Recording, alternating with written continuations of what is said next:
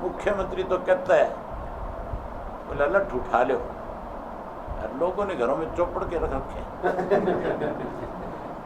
एक लठ के ऊपर लिखा हुआ था हम आपके इंतजार में हैं। पहली घटना तो लखीमपुर खैरी में हुई। खौरी जो है, हमारे देश का जो स्टेट होम मिनिस्टर है अजय मिश्रा, उसके बेटे ने जो किसान अपनी मांग कर रहे थे, जो किसान शांतिपूर्वक तरीके से भाजपा का विरोध कर रहे थे,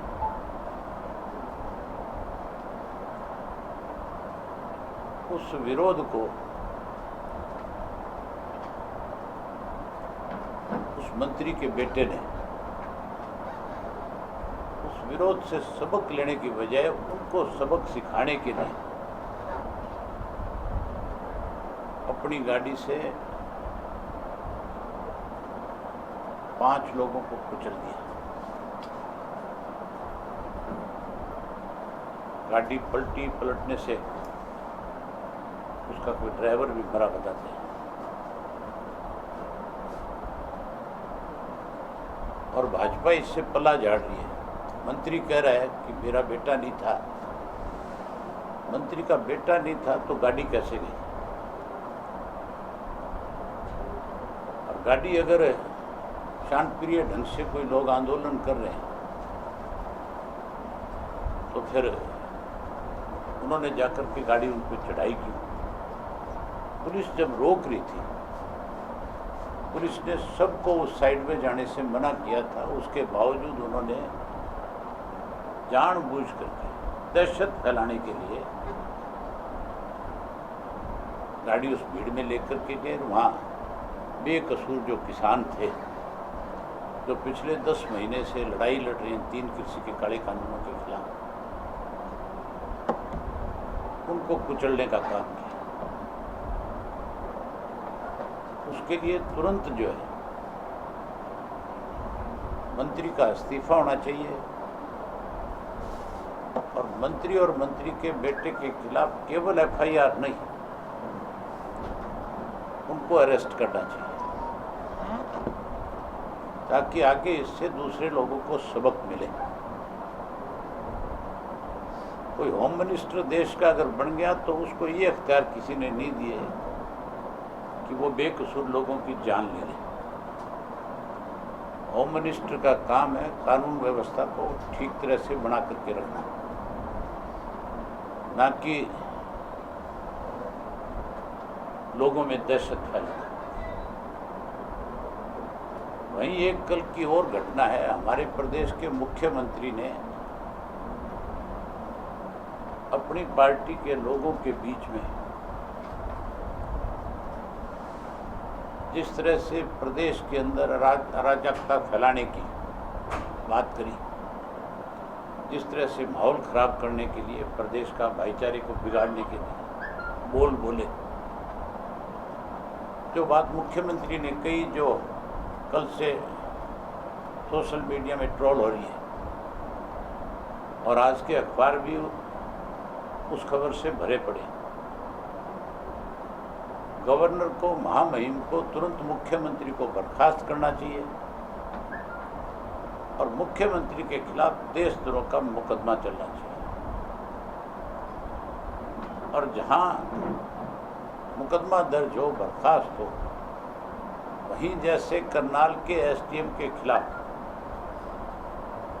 जुडिशियल इंक्वायरी आई, उसी तरह से इसके खिलाफ भी जुडिशियल इंक्वायरी हो। एक मुख्यमंत्री की भाषा ये नहीं हो सकती कि वो अपने लोगों से कहे कि आप भी एक एक जिले में 500 लोगों को लठैत तैयार करो,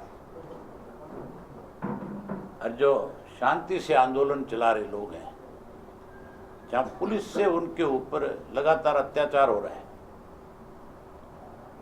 वहीं अब ये अपने लोगों से भी उनके ऊपर अत्याचार करना चाहते हैं, इस प्रदेश का माहौल खराब करना चाहते हैं। भाई को भाई से लड़ाना चाहते हैं। ऐसे में मुख्यमंत्री के खिलाफ सख्त कार्रवाई होनी जरूरी है। इस्तीफा तुरंत होना चाहिए। इस्तीफा नहीं देता तो गवर्नर को इसको तुरंत बर्खास्त कर देना चाहिए। हमारी पार्टी की तरफ से तो प्रत्याशी तय हो गया। नामांकन पत्र कब दाखिल करेंगे? आज मैं अखबार में खबर पढ़ रहा था कि जेजेपी के पास, बीजेपी के पास 17 लोगों ने अप्लाई किया टिकट के लिए। मुझे बड़ी हैरानी हुई वो खबर पढ़कर कि 17 लोग टिकट मांगने वाले हैं, जबकि कल ज्वाइन कराया गोविंद को। तो इसका मतलब सीधा है कि भाजपा झूठ बोल करके कहीं अपने आप को बचाना चाहती है। एक भी सिंगल आदमी ने इनकी टिकट के लिए अप्लाई नहीं किया। अगर किसी ने अप्लाई किया होता, कोई इनकी पार्टी का होता यहाँ पे टिकटार थी, तो फिर इंपोर्ट नहीं करना पड़ता। गोविंद को इंपोर्ट किया है कि नहीं किया है? और गोविंद ने भी पटका किससे पहना है, वो बड़ी हैरानी की बात है। कोई आदमी आज आपके सामने जितेंद्र पार्टी ज्वाइन कर रहा है। आज इनको ज्वाइन कराने वाले हम 2 लोग हैं। एक तो हमारे राष्ट्रीय संगठन सचिव है राणा साहब, और दूसरा मेरे पास भी पार्टी की एक अहम जिम्मेवारी है। मैं पार्टी का महासचिव हूँ। एक ज्वाइनिंग तो ये है और एक ज्वाइनिंग गोविंद की है। ये गोविंद का अपमान है कि नहीं है? उसका अपमान किया कि नहीं किया बीजेपी वालों ने? बंद कमरे भी हैं? तो बंद कमरे। चलो ज्वाइनिंग तो कोई बंद में करो और खुले में करो, लेकिन अपमान तो है कि नहीं, ये बताओ पहले। कांग्रेस की हालत उससे भी खराब है आज की तारीख। कांग्रेस के पास तो कोई नाम है ही नहीं। जब इन्होंने 1 तारीख को मंथन कर रहे थे इसके ऊपर, जब ये चर्चा कर रहे थे, तब तक तो किसी ने अप्लाई नहीं किया था। और मुझे लगता है आज भी किसी ने अप्लाई नहीं किया होगा। अब तो ये भी किसी ना किसी को थोपने का काम करेंगे, किसी ना किसी को जबरदस्ती टिकट दे करके भेजेंगे कि जाओ लड़ने। मेरे लिए तो भाजपा कभी चुनौती थी नहीं।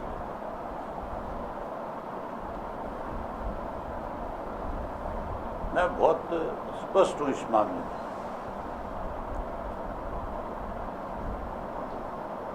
मैं पहले दिन से ही सांप्रदायिक पार्टियों के खिलाफ खड़ा हूं, और भाजपा सबसे बड़ी सांप्रदायिक पार्टी है।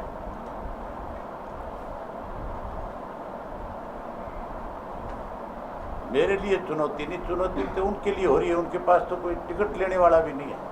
मैंने तो धनखड़ से कहा है, धनखड़ जी का एक बयान आया था, उन्होंने ये कहा था कि इलाहाबाद का जो चुनाव है, वो चुनाव हमारे लिए एक अवसर है, मौका है। मैंने उस दिन भी कहा था और आज भी कहता हूँ, अभी तो नॉमिनेशन में समय है। बजाय किसी और को उतारने के, धनखड़ साहब तो आज ना एमएलए ना कहीं से एमपी है, ना राज्यसभा का कोई दाव लगने वाला।